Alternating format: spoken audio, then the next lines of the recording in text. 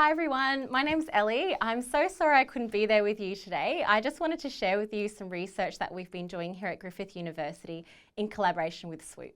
So today I'll just give you a brief summary of the work we've been doing looking at ESNs.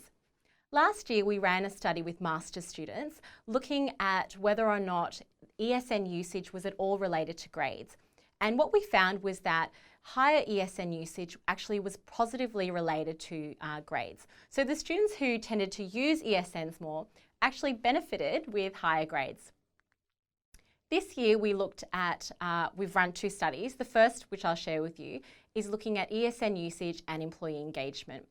What we did is we ran a systematic review. And what this systematic review is basically is looking at all of the literature that's available, published, unpublished, white literature, student theses, whatever information is out there. We've had to go at examining it and trying to work out whether or not there are some key themes or findings.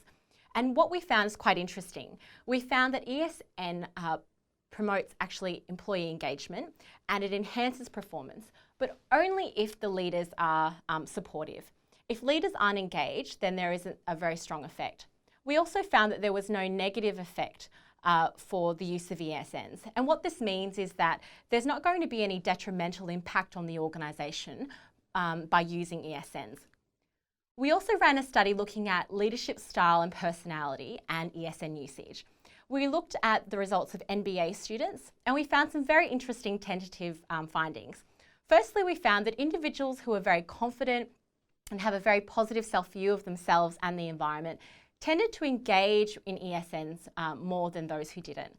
And so this is an interesting but not surprising finding when you think that in an online environment, like normal environments or non-online environments, people can feel very vulnerable.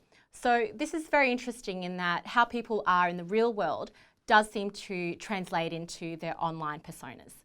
We also found some evidence that ESN usage was actually linked with some aspects of leadership style.